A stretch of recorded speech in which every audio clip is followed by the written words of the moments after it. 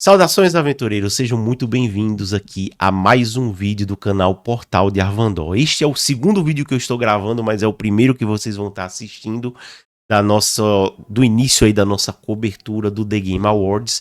E eu vou estar aqui com vocês comentando as indicações, né? Eu não vou comentar todas as indicações, eu vou me focar especialmente no prêmio principal, que é o jogo do ano, né? O GOT.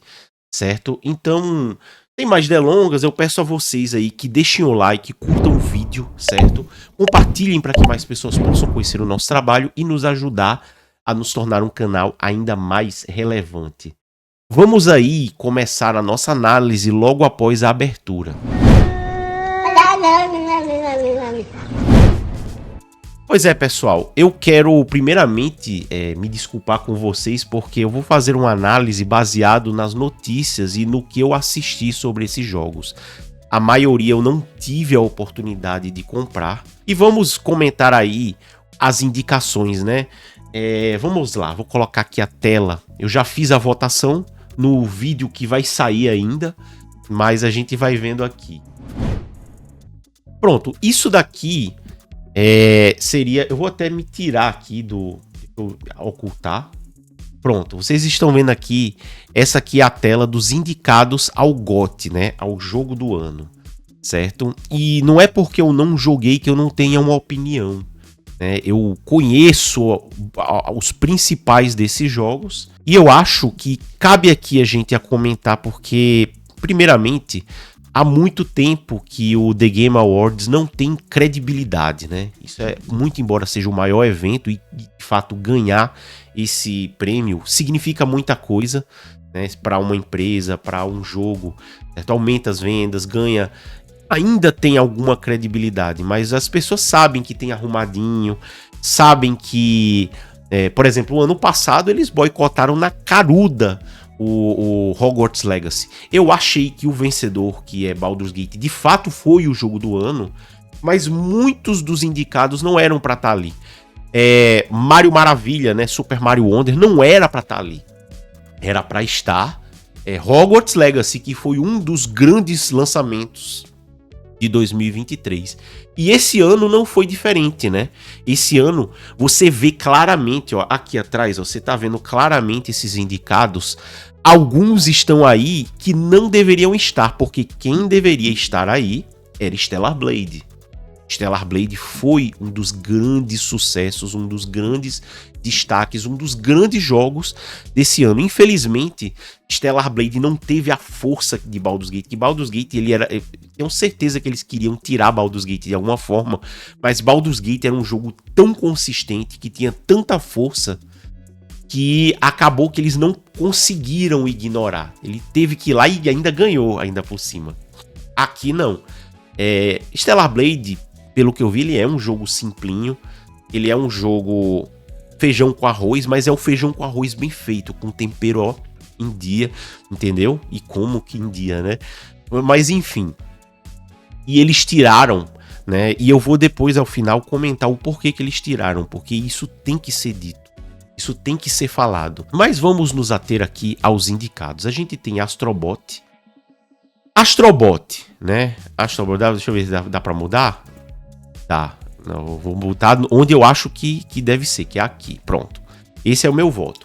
Astrobot, na minha opinião, pelo que eu vi do jogo, e eu vi bastantes gameplays, eu não tenho um PlayStation.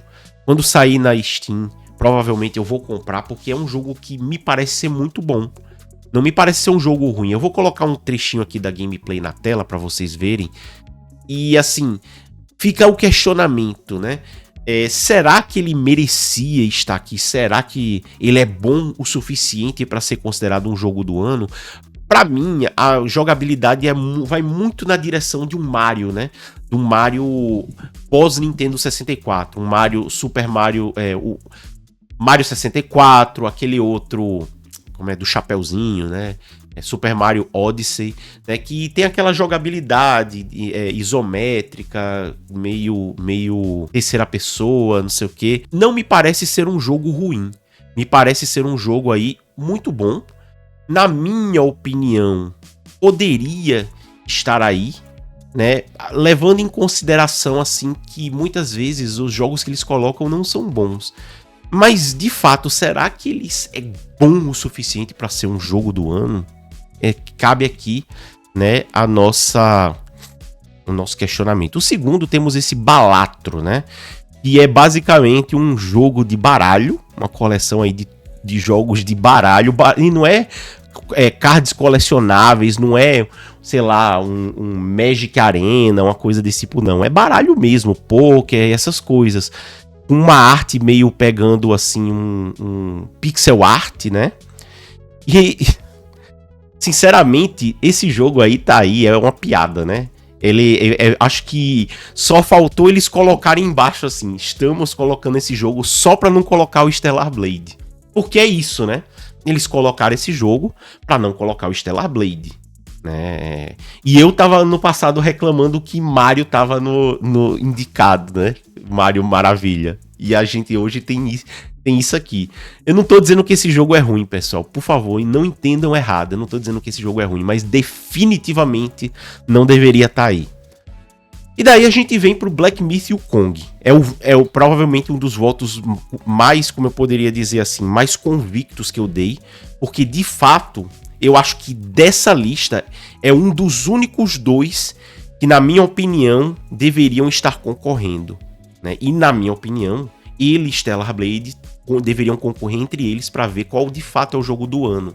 Porque ele é um jogo do ano. Ele já não é... Assim, se ele vai ganhar o troféu ou não, é outra coisa. Mas ele e Stellar Blade, os dois, eles são os jogos do ano de 2024. E aí a gente vem para Elden Ring. Elden Ring eu tenho uma opinião um pouco dividida aqui, né? Porque aqui o que está concorrendo não é o jogo Elden Ring, é a DLC, né?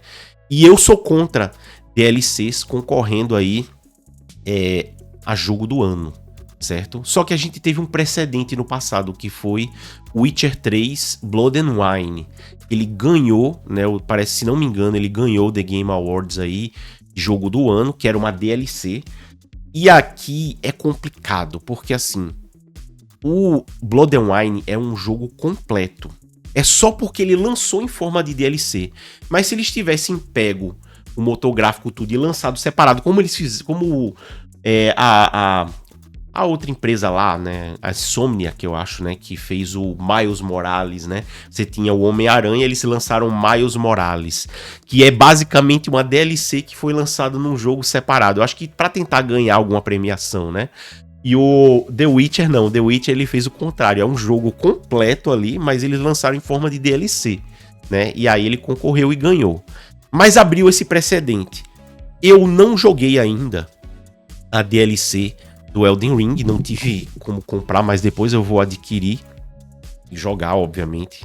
Como eu falei, ano que vem eu pretendo trazer um conteúdo mais completo e jogar os lançamentos para poder chegar no fim do ano e dar uma opinião bem mais preparada. Muito embora eu não me envergonho não, porque quem vê aí Flow Games, esse pessoal, todos eles opinam sem ter jogado. Isso aí tá mais, né? Estavam lá falando de Baldur's Gate sem ter jogado, aquela coisa toda, certo? Mas em relação aí a Elden Ring, o que eu posso falar pra vocês é o seguinte. Eu apostaria que aqui não é o mesmo caso do que aconteceu em Witcher 3. O problema de Witcher 3 é que ele abriu esse precedente agora. Mas eu tenho certeza de que nesse caso é uma DLC muito boa, mas não chega a nível de jogo novo. É a aposta que eu faria. Poderia ser uma vaga para Stellar Blade, muito embora quem roubou a vaga foi esse aqui, né? Mas enfim. Final Fantasy VII Rebirth, eu não tenho condições de opinar sobre esse jogo, mas eu joguei o remake. E eu imagino, né? Eu poderia apostar que ele vai muito naquela direção. E se ele vai naquela direção, é jogão. É jogão, então eu até diria que ele merece a sua vaga aqui, certo? E por fim aí, temos aí o Metaphor Refantasio, que eu não joguei, e portanto, eu vou evitar aqui opinar sobre ele. Esse é o único que eu não vou opinar, porque esse, de fato, não seria justo eu falar nada aqui, certo? Então, vamos voltar aqui para nossa tela inicial. Então é isso, pessoal. Eu acho que a mensagem principal desse vídeo é o que a gente precisa falar e é sobre Stellar Blade, né? Stellar Blade o The Game Awards 2024 é tudo sobre terem deixado Stellar Blade de fora. É o ponto principal, né, que a gente precisa comentar aqui. E essas indicações, elas no fundo são: deixamos Stellar Blade de fora. É isso que tá acontecendo aqui. E por que eles deixaram Stellar Blade de fora? Stellar Blade é um bom jogo, mas por que eles deixaram de fora? A resposta é muito simples. Eu vou falar assim diretamente, né, que fique registrado aqui, algo que eu já falei diversas vezes. O progressismo, a lacração, né, ela criminaliza, ela torna sujo a libido do homem heterossexual. Um homem heterossexual se sentir atraído por uma mulher bonita, por uma mulher atraente, né? Isso é considerado feio e sujo. A mulher se sentir atraída pelo homem, não. É bonito. A libido feminina é uma coisa endeusada, é uma coisa bonita. A mulher se sentir atraída por outra mulher é bonito. Mas o homem... E aí a gente pode resumir mais ainda. Ser homem é sujo para esse pessoal. É disso que se trata. É misandria. É isso, pessoal. Eu falei porque eu acho que é importante a gente pontuar. As coisas estão acontecendo aqui, ó, diante dos nossos narizes. A gente não pode fingir que a gente não está vendo. Então é isso, pessoal. Curtam, comentem, compartilhem, certo? Ajude o nosso vídeo a se tornar relevante. Ajude o nosso canal a se tornar relevante. Se não for inscrito, inscrevam-se. E a gente vai ficando por aqui. Um forte abraço. Até a próxima aventura. Falou!